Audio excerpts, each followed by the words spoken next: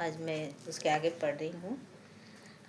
वेदों में मुख्यतया सकाम कर्मों का वर्णन है, जिससे सामान्य जन क्रमशः इंद्रिय तृप्ति के क्षेत्र में उठकर अत्यधिक धरातल तक पहुँच सके।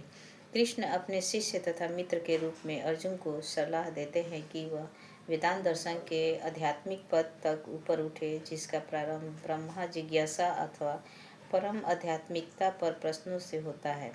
इस भौतिक जगत के सारे प्राणी अपने अस्तित्व के लिए कठिन संघर्ष करते रहते हैं। उनके लिए भगवान ने इस भौतिक जगत को सृष्टि करने के पश्चात वैदिक ज्ञान प्रदान किया, जो जीवन यापन तथा भवबंधन से छूटने का उपदेश देता है। जब इंद्रिय तृप्ति के कार्य तथा कार्यकांड समाप्त हो जाते हैं, तो उपनिषदों के रूप में भगवान साक्षात्कार का अवसर प्रदान किया जाता है। ये उपनिषद विभिन्न वेदों के अंश हैं, उसी प्रकार जैसे भगवत गीता पंचम वेद महाभारत का एक अंग है।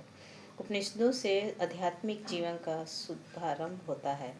जब तक भौतिक शरीर का अस्तित्व है, तब तक भौतिक गुणों की क्रियाएं प्रतिक्रियाएं होती रहती हैं।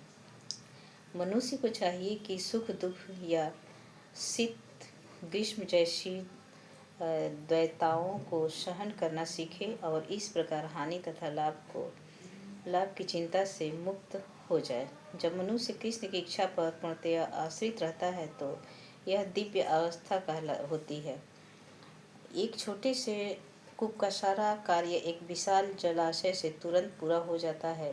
इसी प्रकार वेदों के आंतरिक तात्पर्य जानने वाले को उनके सारे प्रयोजन सिद्ध हो जाते हैं। तात्पर्य: वेदों के कर्मकांड विभाग में वर्णित अनुष्ठानों एवं यज्ञों का ध्येय आत्म साक्षात्कार के क्रमिक विकास को प्रोत्साहित करता है, और आत्म साक्षात्कार का ध्येय भगवत गीता के 15वें अध्याय में इस प्रकार स्पष्ट किया गया है।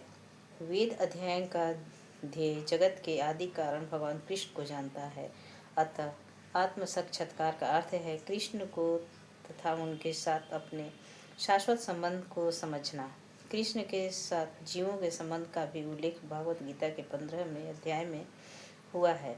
जीवात्माएं भगवान के अंश स्वरूप हैं, अतः प्रत्येक जीव द्वारा कृष्ण भावनामृत को जागृत करना वैदिक ज्ञान की सर्वोच्च पूर्णावस्था है। श्रीमद् भागवत गीता में इसकी तुष्टि इस प्रकार हुई है। अब आगे कल पढ़ेंगे।